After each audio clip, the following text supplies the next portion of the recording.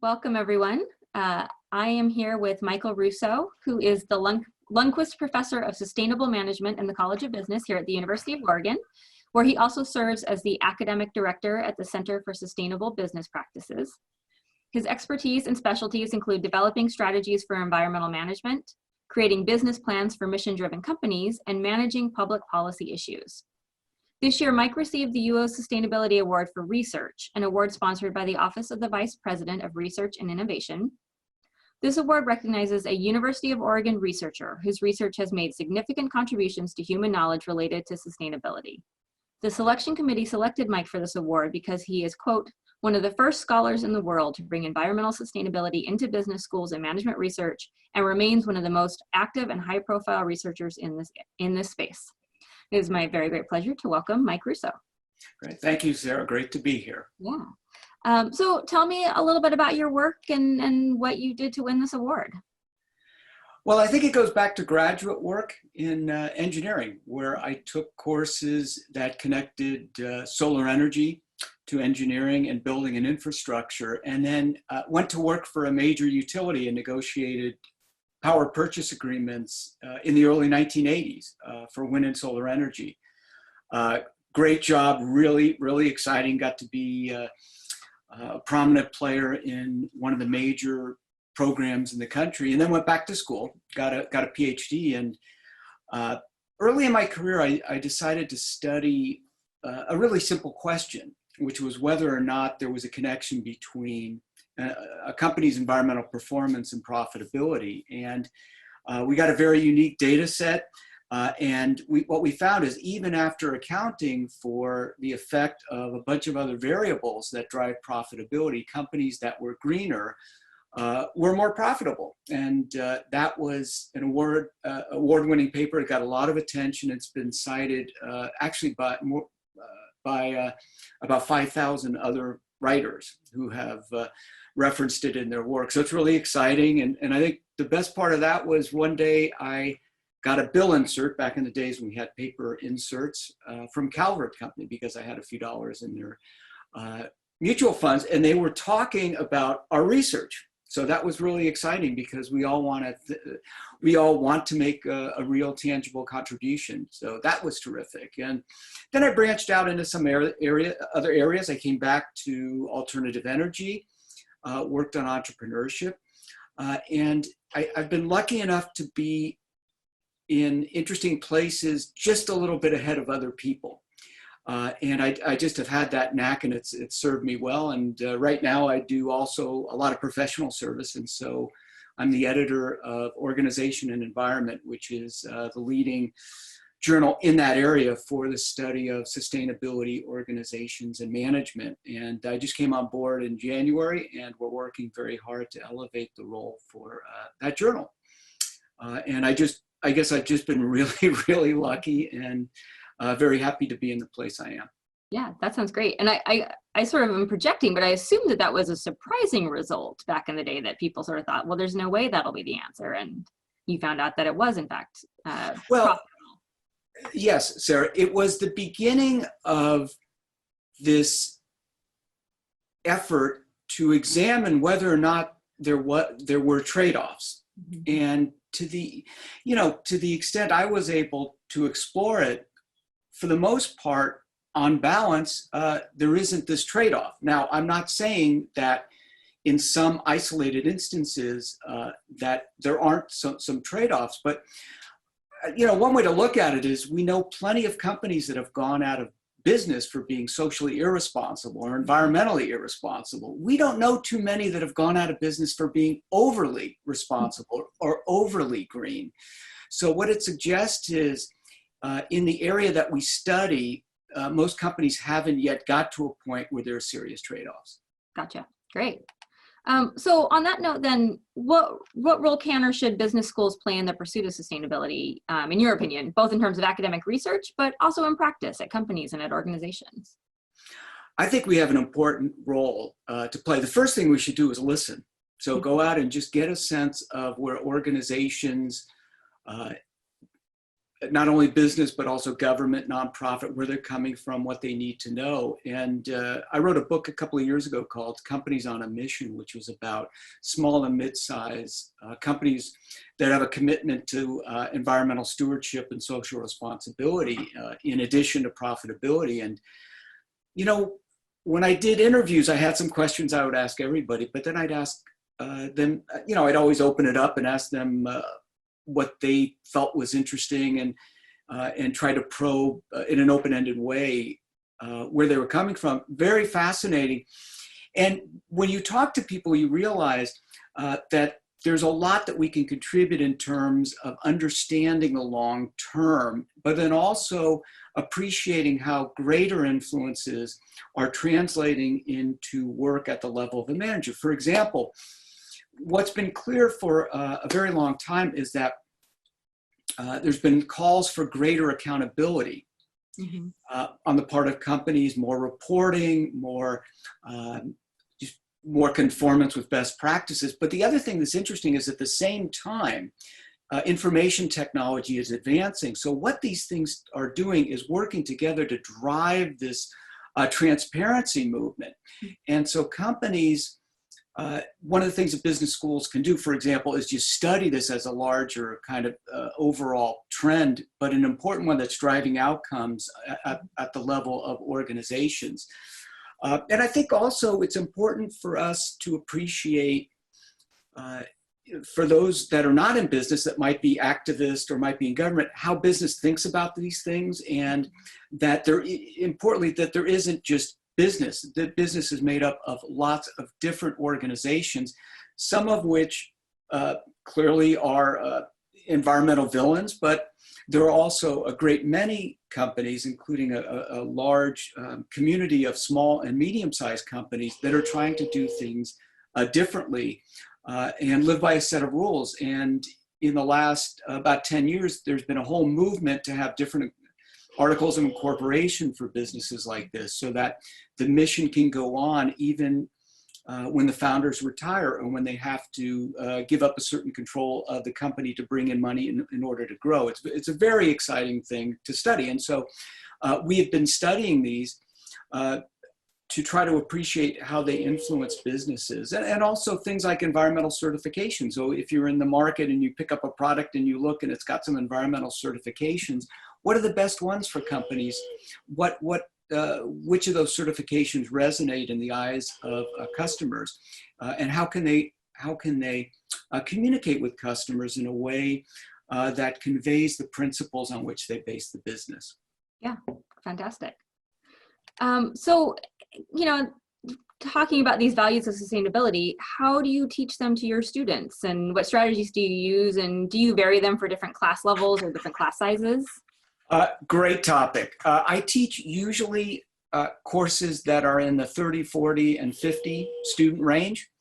Although we're within the business school teaching lots of different courses, we probably have between 10 and 12 separate courses at different areas, all the way from impact finance to life cycle assessment. There's a lot going on at the University of Oregon's business school. We were the first business school to teach industrial ecology, which is the idea that there's a circular path for product stewardship. But, you know, I start out in an environmental course, I start out with a survey to just give students an appreciation of where we are, where we're lacking, where we have work to do, but also where we've had some good progress. And I think one of the most important things that's just a central theme in all of the courses I teach is that these environmental challenges can be recast as opportunities for innovation and entrepreneurship. And I think companies that have appreciated that and embedded that in their business models, those companies are thriving. But I also, and this overlaps with another course that I teach in international management, it's our world to create what we want. It is not as though we must live in this world where, for example, in it we must accept inequities as a way of life. That's not true. And so I encourage students to try to trace out in their own eyes what the world might look like. For example, when I'm my age.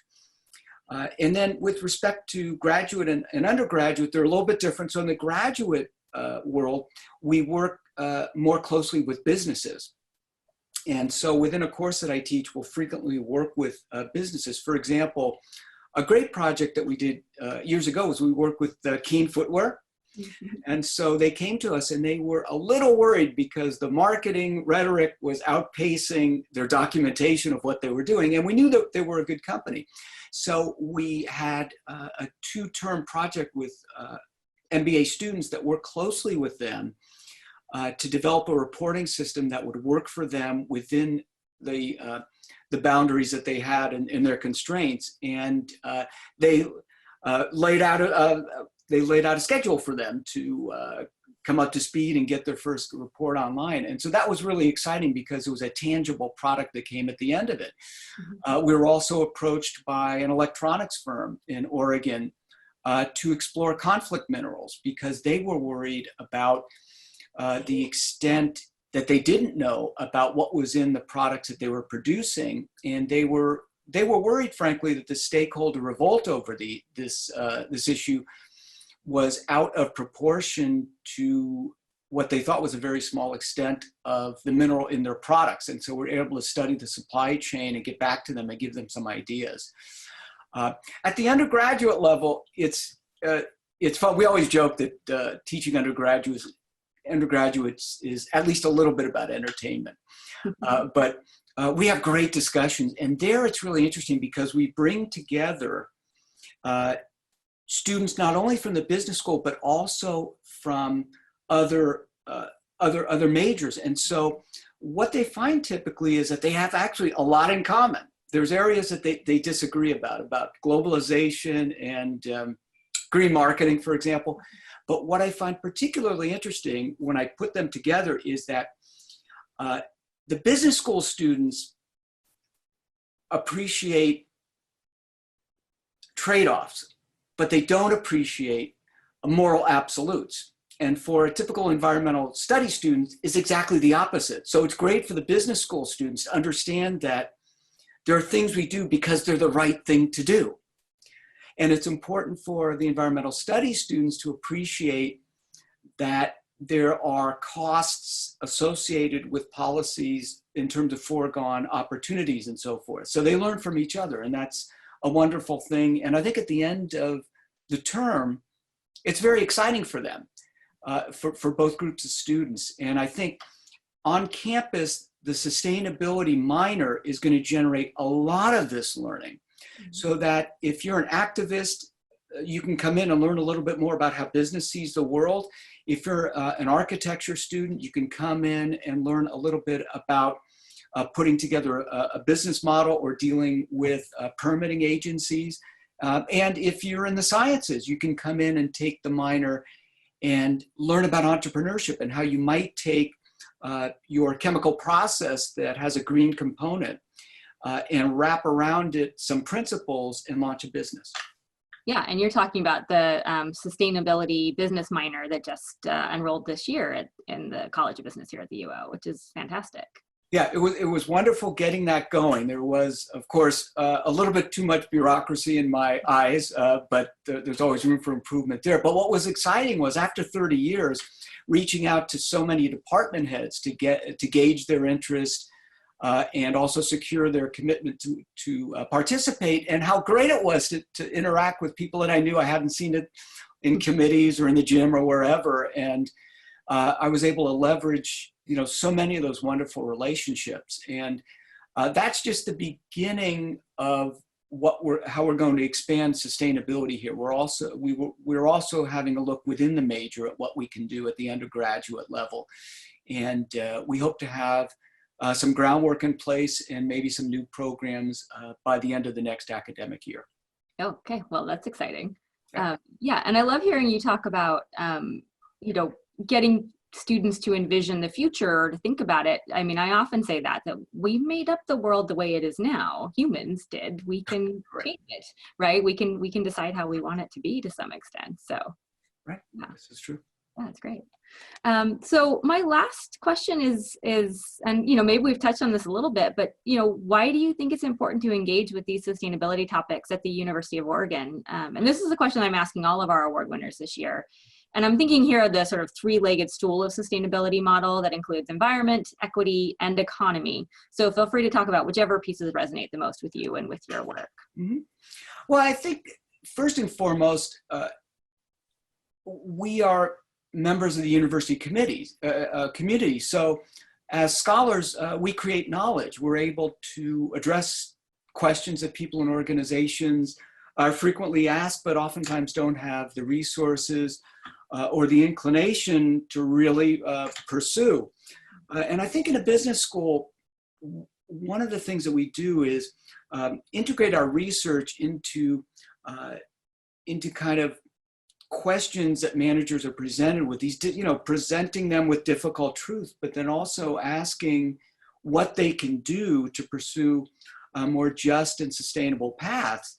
And I think within a business school in the management area, one of the things that's most exciting is to work with managers to promote understanding that companies that attend to higher order goals oftentimes secure greater commitment among their employees and also are able to attract and retain the best talent. My MBAs, my undergraduate students, want to work for a company with which they can identify morally and philosophically. And some of the work that we have done here has been to try to trace that path so that it's a little clearer for managers, because oftentimes it's real clear where the costs of something might be, but it's hard to follow the benefits. For example, if you're a company and you implement on-site daycare, you know what that costs to produce. But it's a little bit more difficult to determine the value to the organization in terms of the welfare of the workers, their own happiness and security, and also their willingness to commit to the organization for a longer period of time. And so one of the most important things for us to do is to really embed in the minds of managers the idea that although the benefits accrue circuitously to the bottom line, they are nonetheless very tangible. Yeah, fantastic. All right, anything else that you want to add?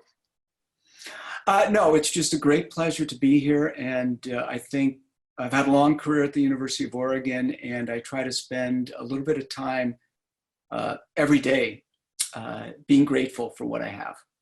Great. Well, thank you, Mike. It was a pleasure to talk to you, and congratulations again on your award. Thank you very much, Sarah. Bye-bye.